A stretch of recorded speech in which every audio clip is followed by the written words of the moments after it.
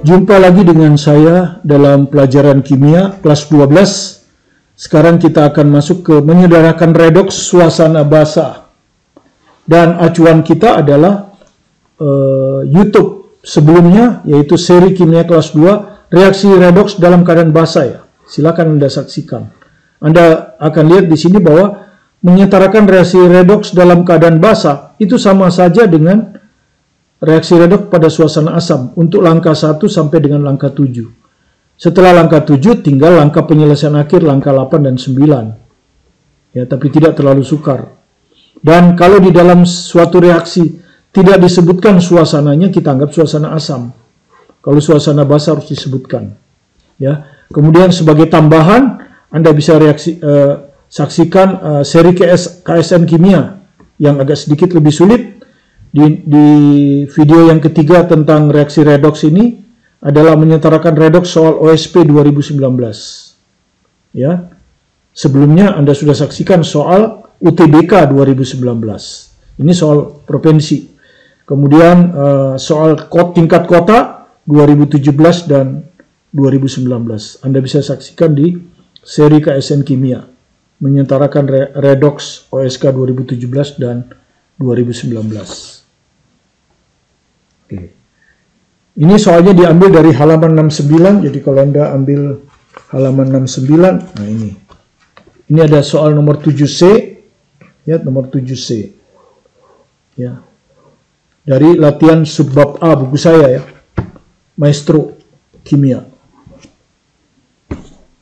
Oke, soalnya seperti ini. Setarakan reaksi redoks berikut dalam suasana basa. Jadi dia sudah sebut suasana basa.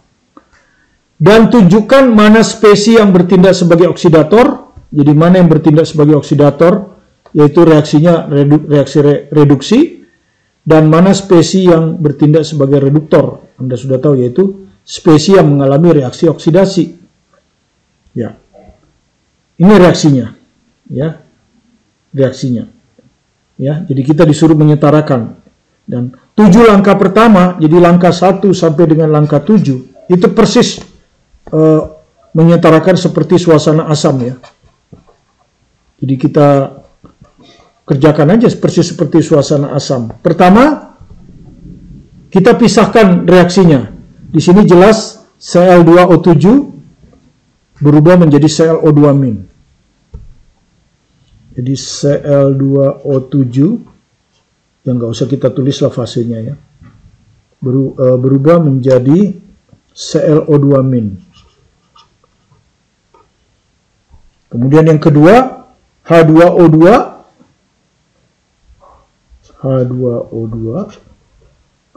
berubah menjadi O2. Oke, sudah ya, ini sudah kita pisahkan setengah reaksi pertama, setengah reaksi kedua. Ya, berikutnya kita mulai seimbangkan yang bukan oksigen. Di sini ada Cl, di sini ada Cl. Nah, di sini 2, di sini 1. Jadi tentu ini kita kalikan 2 koefisiennya. Ini 1. Sudah itu baru oksigennya kita seimbangkan. Ya, di sini oksigennya ada 7. 1 kali 7. Di sini oksigennya ada 4. Ya. Jadi kalau Anda lihat kurang 3 kan, ini kurang 3, berarti harus ditambah dengan 3H2O. Ya, supaya kita tambah 3O, ya kan? Kemudian akibatnya hidrogen muncul di sini, 6. Di sebelah kanan ini. Sementara di sebelah kiri nggak ada hidrogen, maka harus kita tambahkan 6H+. Iya. Jadi hidrogen oksigen sudah seimbang. Berikutnya menyeimbangkan muatan dengan menambahkan elektron. Bisa di ruas kiri, bisa di ruas kanan. Kalau elektron ditambahkan di ruas kanan, itu reaksinya oksidasi. Berarti yang ini reduktor. Tapi kalau elektronnya ditambah di sebelah kiri, itu reduksi. Ini adalah oksidator. Kan seperti itu. Oke, kita lihat muatannya total. Ini tidak ada muatan. Ini ada 6. Berarti ini muatannya plus 6. Di sini air itu netral, 0. Ini min kali 2, min 2. Nah, ini lebih positif kan? Lebih positif, berarti dia harus ditambahkan elektron. Supaya jadi min 2, berarti kan ditambah 8 elektron ini. Ya, min 8 kan? Jadi di sini ditambah 8 elektron. Sudah, muatannya seimbang. Ya, jadi kekekalan massa memenuhi, kekekalan muatan juga memenuhi. Sekarang yang kedua, setengah reaksi yang kedua. Ya. Yang diseimbangkan pertama adalah oksigen ya, baru hidrogen, oksigen dulu. Ya. Jadi oksigen dulu baru hidrogen.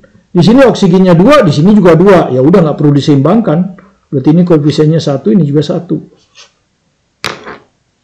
Tapi di sini hidrogennya 2. Ya, 1 kali 2. Di sini nggak ada hidrogen. Gitu. Ya, nggak ada hidrogen. Berarti kekurangan hidrogen. Kalau 2 berarti di sini 2H+. Ya. Ya, supaya hidrogennya juga 2. Setelah itu baru muatan. Muatan di sini berapa? 0, di sini 2 plus 2. Muatan di sini 0. Berarti yang 2 ini lebih positif. Lebih positif, maka dia harus ditambahkan 2 elektron. Karena elektron bermuatan negatif. Ya, jadi Anda perhatikan. Ya, kalau di sebelah sini kiri ini ditambah elektron, di sini seperti sebelah kanan. Seperti tadi, karena di sini sebelah kiri reki kan? Reki. Berarti reaksi ini adalah reduksi. Ya, reduksi. Kalau reduksi, maka ini adalah oksidator. Spesi yang di sebelah kiri ini oksidator. Ini OK kan? Oksidasi kanan. Ya, jadi reaksi ini adalah reaksi oksidasi. Nah, kalau reaksi ini oksidasi, maka spesies yang sebelah kiri adalah reduktor. Ini adalah reduktor. Ya, ini untuk menjawab pertanyaan ini. Mana spesies yang bertindak sebagai oksidator? Yaitu Cl2O7. Mana spesies yang bertindak sebagai reduktor? Yaitu H2O2. Nah, itu jawabnya ya. Oke, jadi sudah bisa kita jawab itu.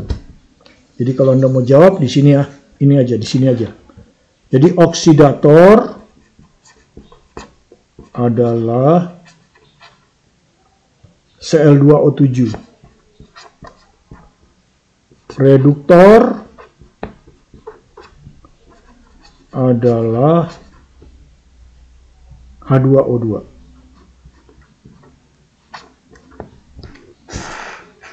Oke. Sekarang kedua reaksi ini akan kita satukan, maka jumlah elektronnya harus kita samakan. Di sini 8, di sini 2, berarti ini harus dikali 4. Ya, jadi Anda kalikan 4. Ya. Ini harus dikalikan 4. Yang ini dikalikan 2. Ya. Oke, di sini kan soal esai ini. Setarakan reaksi redoks, sudah tinggal dikalikan 2, maka ini hilang ini. Nggak usah dikali 1 ini. Ini kan 2 ya, dikali 4. 2 dikali 4 kan 8, ya ini kali 1, sorry. Oke, jadi hilang, elektronnya kan hilang. Karena sudah sama, di sini di kiri, di sini di kanan. Oke, ini dikali 1 jadi tetap, jadi ini tinggal Cl2O7, tinggal dijumlahkan. Cl2O7.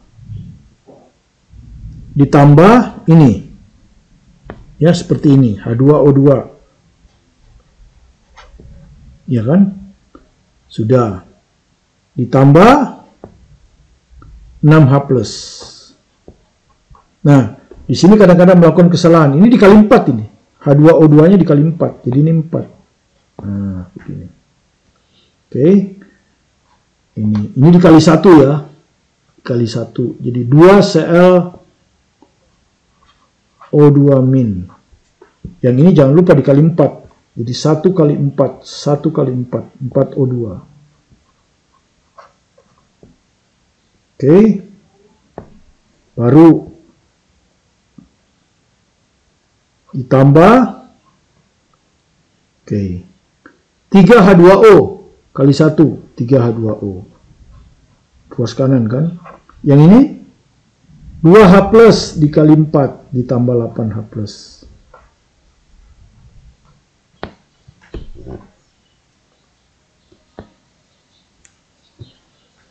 Oke, ini masih suasana asam kan? Masih suasana asam, nggak apa-apa. Oke, sekarang kita jumlah yang bisa disederhanakan. Ini 4H2, ini 6H plus, ini 8H plus. Berarti ini hilang kan? Karena lebih kecil. Ini sisa 2H plus. Ya. H2O, di sini nggak ada H2O. Oke, sudah betul. Tinggal disalin lagi, ini hilang sudah. Jadi ini Cl2O7 ditambah 4H2O2 ya, dengan ini 2Cl O2 min ditambah 4O2 ditambah 3H2O ditambah 2H plus. Nah, ini langkah 1 sampai langkah 7 udah selesai. Nah, sekarang bagaimana kalau suasananya suasana basah? Ini baru langkah ke-8. Ya. Kalau suasana basah seperti ini, di ruas kiri Anda lihat dengan ruas kanan, ya. Perhatikan yang kelebihan H plus. Di sini ada 2H plus. Di sini nggak ada. Berarti di sini lebih 2H plus kan? Nah, lebihnya ini harus dinetralkan. Nah, dia dinetralkan dengan ditambah OH min. Ya, di ruas kanannya ini harus kita tambah OH min kalau suasana basah. Sebanyak 2. Tujuannya apa? Ini akan jadi netral nanti. Ya, jadi 2H2O. Cuma kalau di sebelah kanan ditambah 2 OH min, maka di ruas kiri juga harus ditambah 2 OH min. Nah, inilah muncul suasana basah kan, kelebihan. Ya, OH minnya di sebelah kiri. Jadi ini jawabnya adalah langkah ke-8 ya. Cl2O7 ditambah 4H2O2 ditambah 2 OH min. Ini akan menjadi 2ClO2 min ditambah 4O2 ditambah 3H2O ditambah, nah ini ditambah ini tuh 2H2O.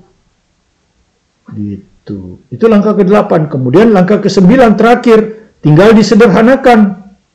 Ya, tinggal disederhanakan. Ini 3H2O, ini 2H2O. Jadi 5H2O. Itu saja. Jadi Cl2O7 ditambah 4H2O2 ditambah 2OH min. Ini akan menjadi 2ClO2 min ditambah 4O2 ditambah 5H2O. Nah, ya. Inilah langkah ke-9. Jadi H2O-nya disederhanakan. Gitu. Ya. Dua langkah inilah kita sebut langkah dalam suasana basah. Jadi langkah ke-8 setelah suasana asam selesai, langkah ke-8 itu kamu lihat yang lebih H plusnya. Di ruas kiri sini nggak ada H plus. Di ruas kanan ada 2H plus. Kan lebih 2. Nah, ini harus dinetralkan dengan OH min. Maka kita tambah, kalau dia lebih 2 ya 2 OH min. Kalau lebih 3, 3 OH min. Lebih 5, 5 OH min. Gitu. Nah, ini nanti akan jadi 2H2O. Cuma kalau di ruas kanan kita tambah 2 OH min, maka di ruas kiri harus diseimbangkan dengan 2 OH min. Ya, itu. Kemudian terakhir, jumlah H2O-nya disederhanakan. Nah, kalau Anda nggak yakin, benar nggak ini? Kita periksa. Sekarang kita periksa, kalau ada waktu ya, kita periksa. Reaksi Anda ini benar kalau dia memenuhi 2 hukum. Yang pertama adalah hukum kekekalan massa Lavoisier. Artinya, kalau kita terjemahkan di sini adalah jumlah atom kiri sama dengan kanan. Untuk atom yang sama ya, dan yang biasanya kita pilih kompleks adalah oksigen. Jadi oksigen itu yang paling kompleks karena dia ada di 3 senyawa di sini, dia ada semua. Kalau di kiri dan kanan sama berarti memenuhi hukum Lavoisier, kekekalan massa. Coba aja kita coba. Oksigen ini 7. Ini 2 kali 4, gitu. Sorry, ini 2 kali 4, 8. Ini 1 kali 2, 2. Pertanyaannya, Sama nggak dengan yang sebelah kanan sekarang? Ya, 2 kali 2, 4. 2 kali 4, 8. 1 kali 5, 5. Anda jumlahkan ini, berapa ini? 17. Ini Anda jumlahkan berapa? 17, sama kan? Berarti memenuhi hukum kekekalan massa, Lavoisier. Yang kedua, dia harus memenuhi hukum kekekalan muatan. Ya, jadi kita sebut aja kekekalan muatan.